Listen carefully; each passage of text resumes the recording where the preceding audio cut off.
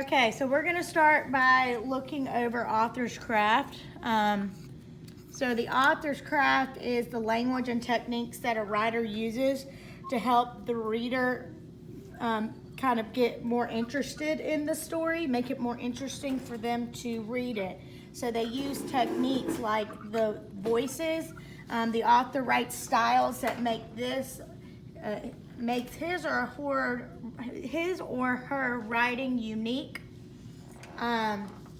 Like in the story we're doing this week with the language of it, it's very old-timey, New Orleans kind of talk. So that is the author's craft right there. The mood, the emotions and feelings of the reader while reading the text. So they want the reader to enjoy the text by looking at the colorful illustrations, but also understanding the hardship that Sonny and his mom went through and how Smiling Jack helped them. The anecdotes, the short, funny, or interesting stories related to characters or events. And then the language or the vocabulary, that's precise nouns, sensory words, vivid verbs, and that makes the text more interesting. And then the hyperboles, that are the exaggerations that make things sound bigger and better and more than what they really are. So like when they said the coins were brimming over, they were running over the bucket. So we're gonna look at some close reads. So we're gonna need to go to page 175 in our book. 175, please. If you have your reading book, please get it out to page 175.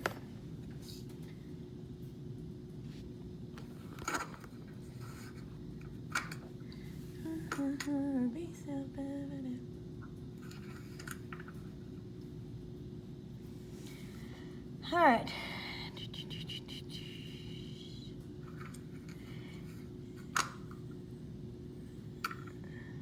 Reread the first paragraph to note the type of language the author uses. All right, so Sonny's job was to jump down and drag the sacks into the alley, then shovel the coal down the chute. He made 10 cents a day, every day, a week.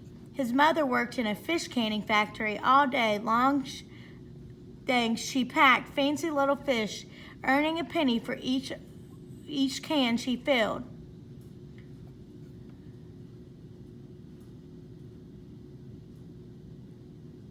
Hold on, I read the wrong paragraph, I think. You skipped 1 and 2. I know I did. It says reread the first paragraph. Oh, here we go. Yeah, I did read the wrong. I was supposed to read paragraph 1. My bad. Forgive me, my day is crazy. It says, every morning as the sun was coming up, Sonny went to work for the coal man. I sell my coal 2 bits a sack. The coal man cried out as they drove slowly down the streets of the French Quarter. So what does the word "ma" mean as it's used in the sentence?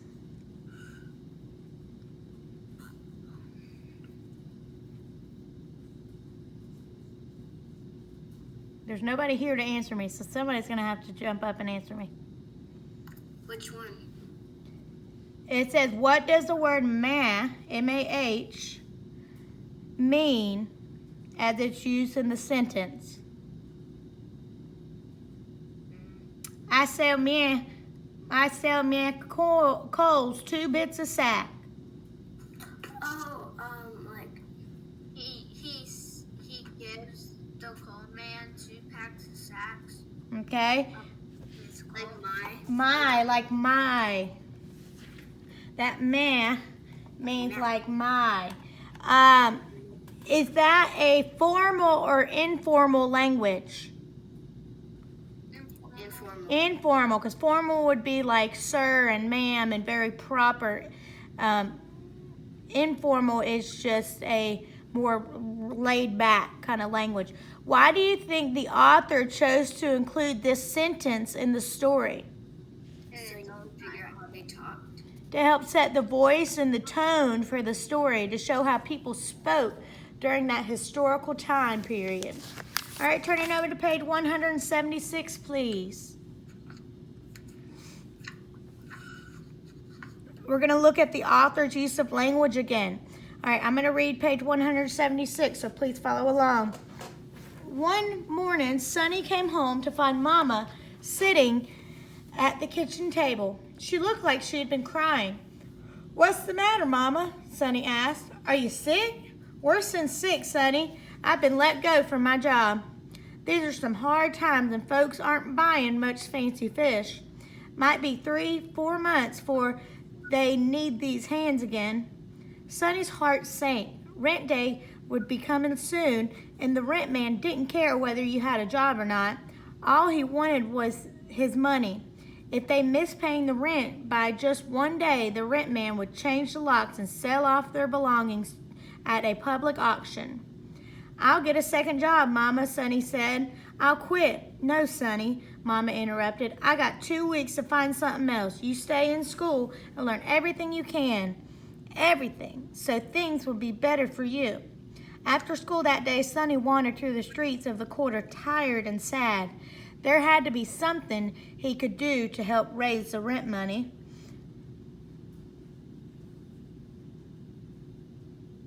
It says, cite examples of formal and informal language on this page. What are some examples of informal language on this page? Mama. Mama? I think that would probably be a little more of the formal, because we say mama when we're serious about something. What's some other language that could be? Locks. Like when she says change the locks. Okay. And sell off your belongings. Okay. What about where it says?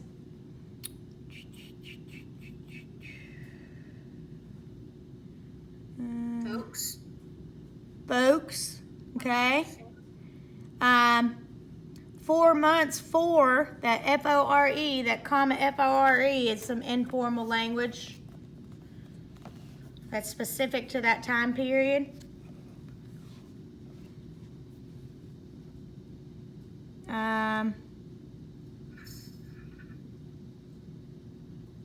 Something else, something else.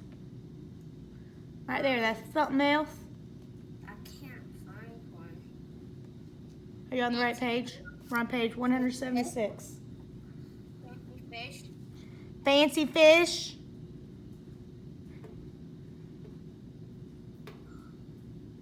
What about the words would be coming?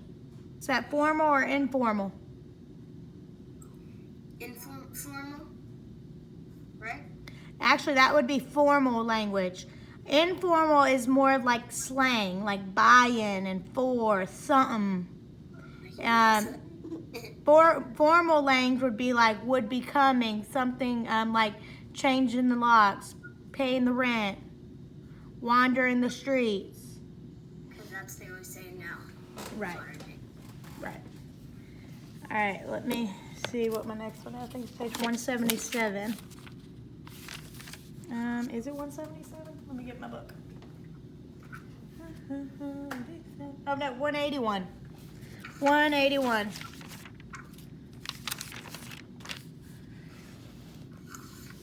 That's the rent party. Yeah. Reread paragraphs 15 through 32. Well, we got to go back to. Yep. All right, so actually we're going to page 178. It says we're starting at paragraph 15. So if you're with me, wonderful. If not, get with me. "Hey, young man, what's your name?" Smiling Jack asked as he stepped down from the platform. "Sunny C, sir." "You need a special tune, Sunny. You're looking mighty down. Sure wish I could get those hands clapping." "I love your music, Smiling Jack," Sunny said, "but a tune won't solve my problems." "Problems? What kind of problems does a boy like you have?" Sunny explained about his mother losing her job, about the rent man who put them out on the street if they missed paying the rent. Smiling Jack suddenly looked serious. Back in Mississippi, where I come from, they did the same thing to colored folks all the time. But then we found a new way to fight back. Pay the rent man and have the world's best party at the same time. How'd you do that? Sonny asked. All the neighbors got together and threw themselves a rent party, Smiling Jack said. They baked sweet potato pie, picked up some catfish and green, then brought the food to the house where help was needed.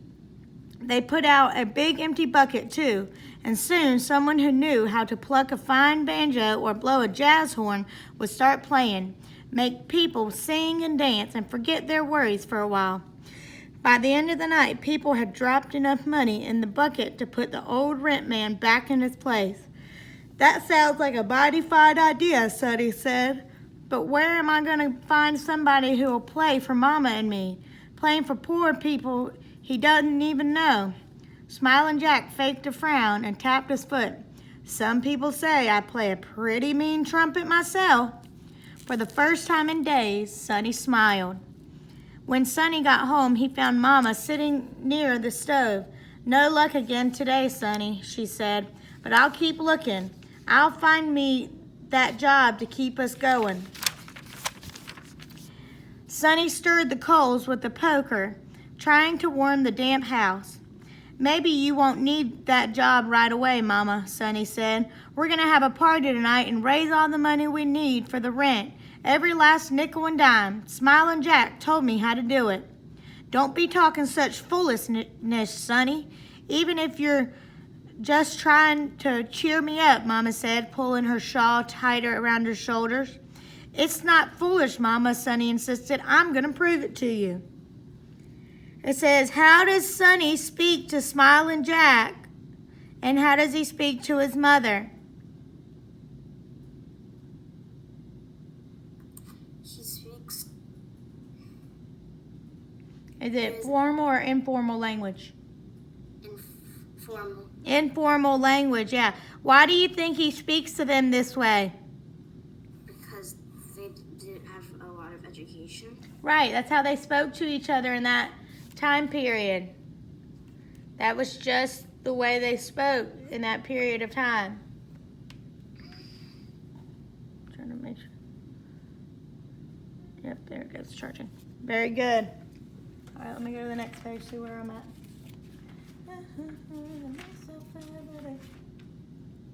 All right, we're going to look at a few suffixes. So I'm going to get my suffix chart out. I think we may have already done these ones, but let's just double check.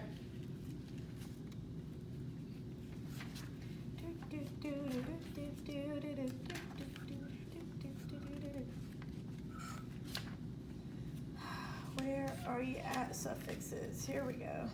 Yep, we have not done all these yet. All right, so get your prefix suffix chart out, please. Prefix suffix chart.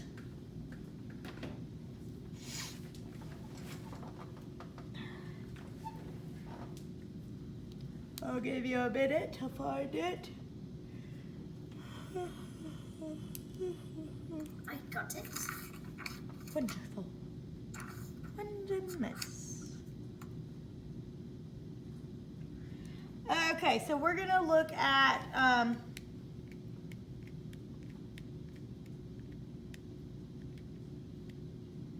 here we go. Now I'll put it up on the screen. All right, so if we look at this equation, right, let me zoom in, maybe. Sometimes I know how to do this. Oh, that's why, because I'm looking at the wrong thing. All right, so if we look at this, a suffix is a word part added to the end of a base word that changes the meaning of the word. A suffix also changes the word's part of speech. For example, the suffix full changes the verb care to the adjective careful. So we have care plus full equals careful, or care plus less be careless. So careful meaning you're going to be full of care. Careless means you're going to be lack of caring. You're going to be without caring.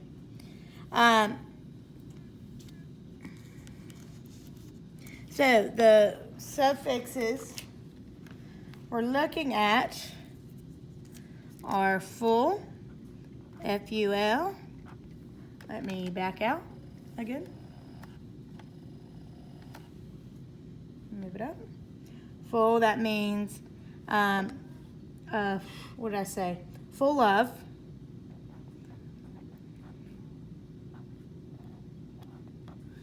And an example is careful.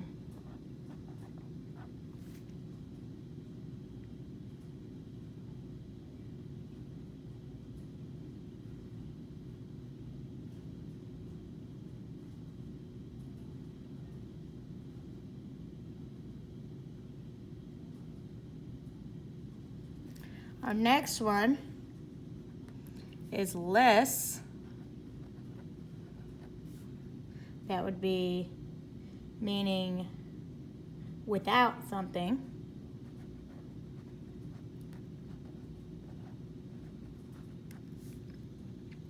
And then an example is careless. So without caring or full of caring.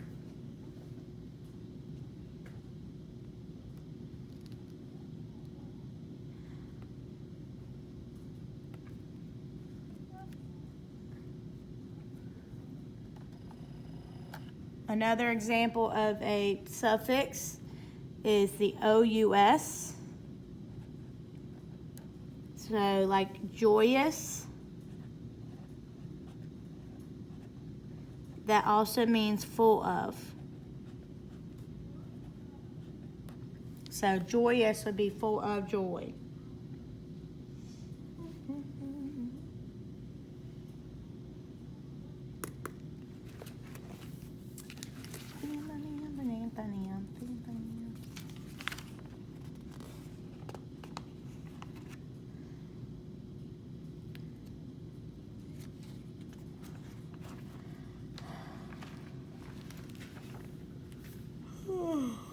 Oh man, I'm tired.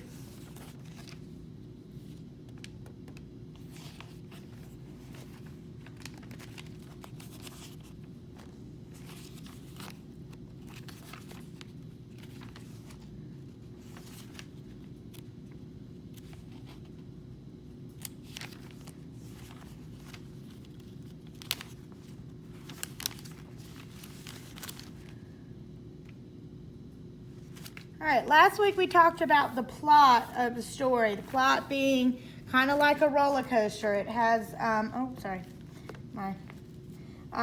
it's the parts that are made up, the story that are made up. The parts of the story, let me try that again. Let me try to read again. The parts that make up the story. We said it's kind of like a roller coaster. Let me get up my thing up.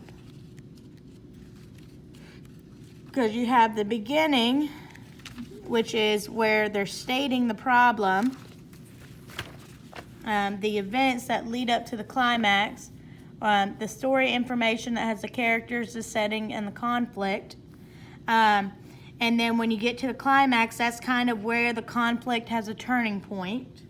And then the falling action is the events that lead to solving the conflict. And then you have the resolution, which is the conclusion of how the conflict is solved. So you have the beginning of your story where you talk about the settings, characters, and the conflict up to the main thing that happens with the conflict, going down to how they're going to solve the conflict. It's like a good old roller coaster.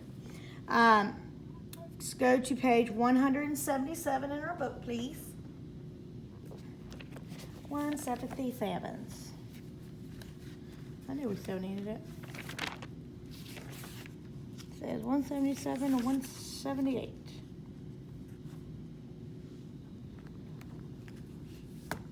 All right. Y'all with me? Okay.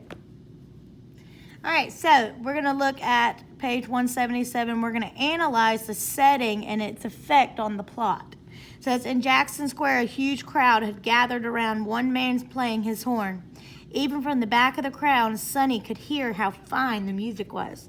And no wonder the music was so good, so sweet, so clear. Everybody in New Orleans knew that Smiling Jack. He had played his horn all around the country, even in the great jazz clubs up north. Smiling Jack looked like the happiest man in the world, blowing his magic horn, collecting bucketfuls of coins. He seemed so happy. Sonny felt even worse about Mama and the rent money. So what's the setting of this story, of the story?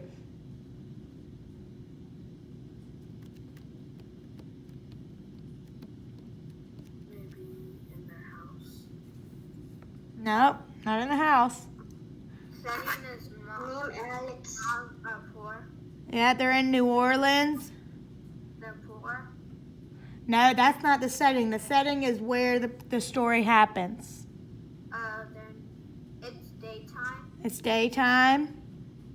It's they said they're in Jackson Square. They're in the French Quarter of New Orleans, so it's all based in New Orleans. How does the setting affect the plot?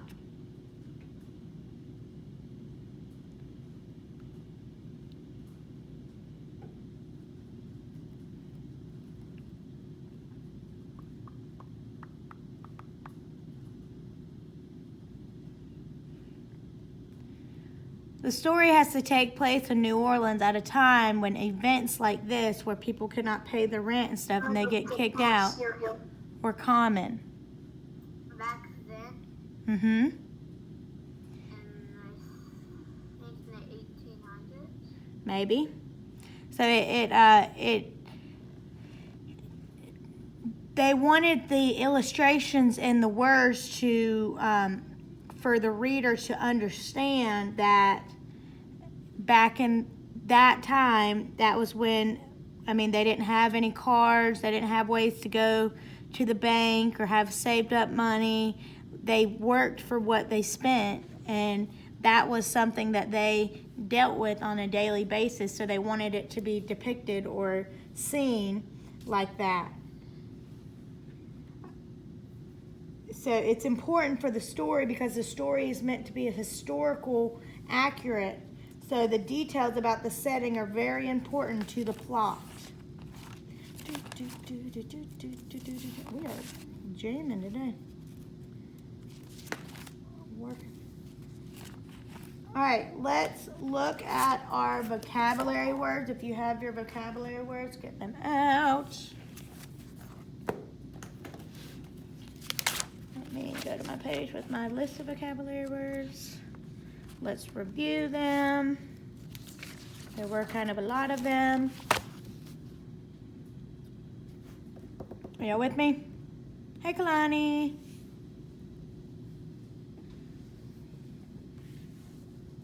All right, so our first word is confront. What does confront mean?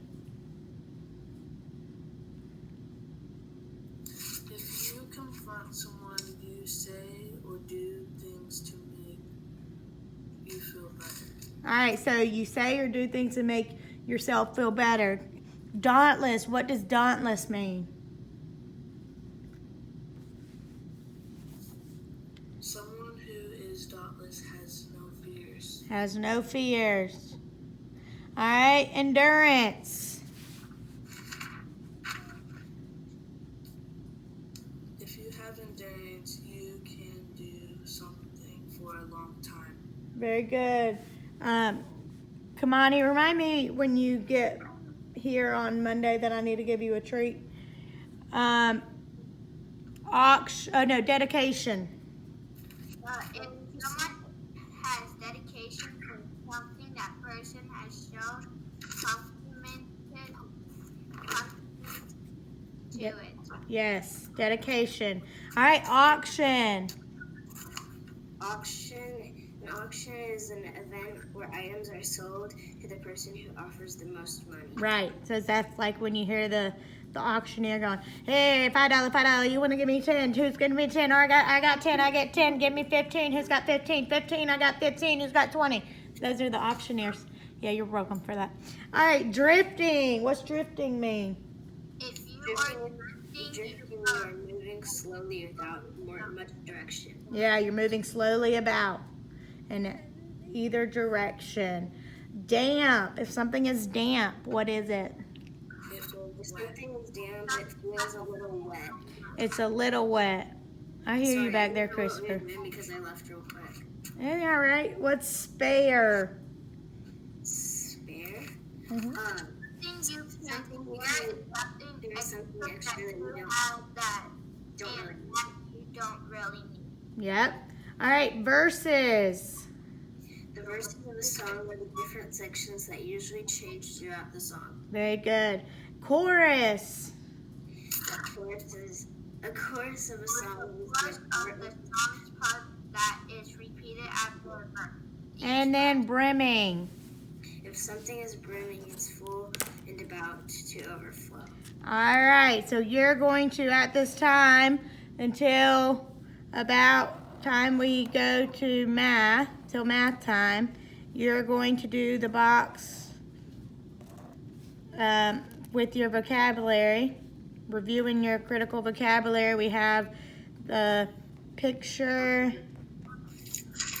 Since we already did this the other day, do we still have to do that for the box one? Yes, because you need a picture and a sentence and the part of speech. You'll know the definition. You won't have to go look up the definition. Picture. What is it? I have the definition on here. I know you have the definition on there, but I want it in the box where you can put the picture with it and the sentence and the part of speech. Yeah. Okay. Part of speech. Word. This is the definition. And this is the sentence. Okay? I want you to pick. Actually, y'all have time. You have plenty of time. You should be able to do all of these. Okay? So everybody should be working on this. I'm going to check it when you come into school the next time. Yeah. Okay? And then we'll meet back here at 9:25 for math. Okay? Alex, you with me, bud? Good morning, sir.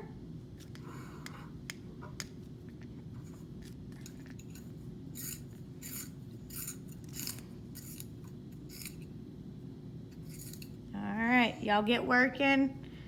I'll be here if you have any questions. I'm gonna run to the restroom real quick though. Okay. Okay. All right, y'all get working.